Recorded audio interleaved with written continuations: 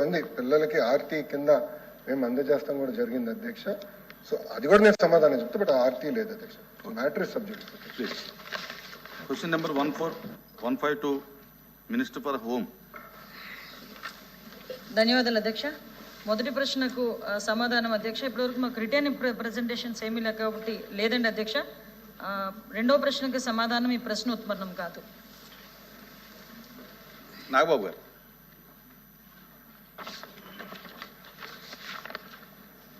ధన్యవాదాలు అధ్యక్ష.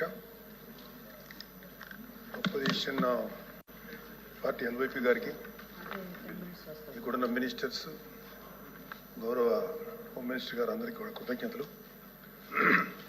అధ్యక్ష, డిలేడ్ జస్టిస్ ఇవాళ మనకున్న డేటా ప్రకారం భారతదేశంలో 3,30,00,000 కేసులు ఇంకా పెండింగ్లో ఉన్నాయి. ఆంధ్రప్రదేశ్లోనే 1,00,000కు పైగా కేసులు పెండింగ్లో ఉన్నాయి. డిస్ట్రిక్ట్ కోర్ట్స్లో, సబార్డినేట్ కోర్ట్స్లో 75% కేసులు సంవత్సరానికి పైగా, అలాగే 30% కేసులు 3 ఏళ్లకు పైగా సాగుతూనే ఉన్నాయి. దీన్ని కేవలం mere డేటా కింద మనం చూడలేము అధ్యక్ష. ఎందుకంటే ఏ వ్యక్తి తప్పు చేయకపోయినా అన్యాయంగా కేసులు పెట్టబడి తనకి న్యాయం చేయమని కోర్టు మెట్లు ఎక్కినప్పుడు అతనికి సరైన సమయానికి న్యాయం అందించలేకపోతే అతన్ని మనం విక్టిమైజ్ చేస్తున్నాడు. అందుకే దీని మీద మనం దృష్టి పెట్టాల్సిన అవసరం ఉంది.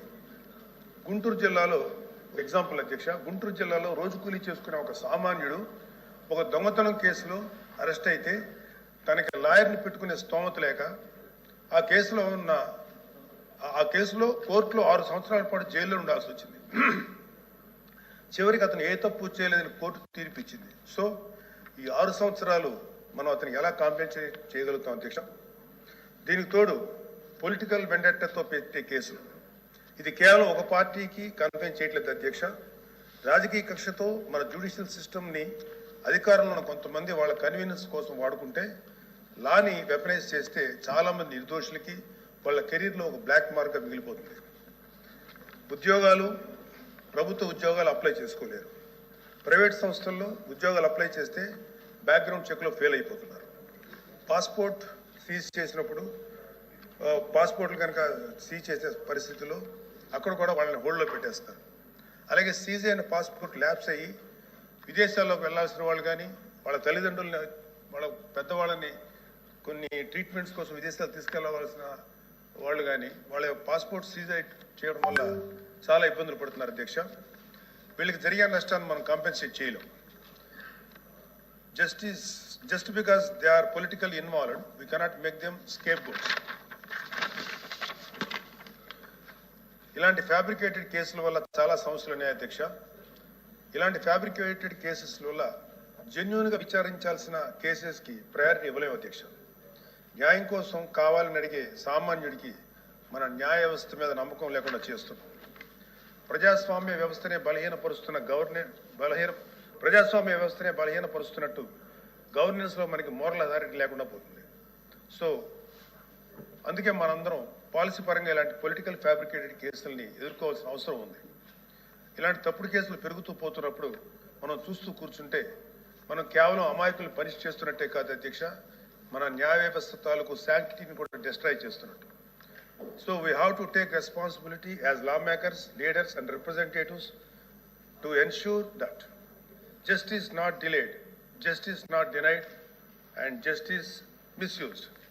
అందుకే ప్రతి పొలిటికల్ సెన్సిటివ్ కేసు మీద ఎటువంటి పక్షపాతం లేకుండా ఇండిపెండెంట్ రివ్యూ జరిపి ఆ తాలూకు కేసుల మీద ఇంటెంట్ మీద త్వరగా డెసిషన్ తీసుకోవాలి అధ్యక్ష. న్యాయ వ్యవస్థ త్వరగా పనిచేయడానికి జ్యుడిషియల్ వేకెన్సీస్ని ఫిల్ చేయడంలోనూ, ఫాస్ట్ ట్రాక్ మెకానిజంని క్రియేట్ చేయడంలోనూ సమగ్ర దృష్టి పెట్టాల్సిన అవసరం ఉంది అధ్యక్ష. ఇవి ఏవి కూడా లగ్జరీస్ కాదు, నెసెసిటీస్ అధ్యక్ష. So what I want to end with a powerful coat by doctor B.R. Ambedkar. However good a constitution may be, it is sure to turn out bad because those who are called to work it happened to be a bad law. మన రాజ్యాంగం ఎంత గొప్పదే అయినప్పటికీ దాన్ని అమలు చేసే నాయకులు సరిగ్గా లేకపోతే గొప్ప రాజ్యాంగానికి విలువ లేకుండా పోతుంది అధ్యక్ష. Let us not be that bad lot. Let us be the generation of lawmakers who stood up and made justice.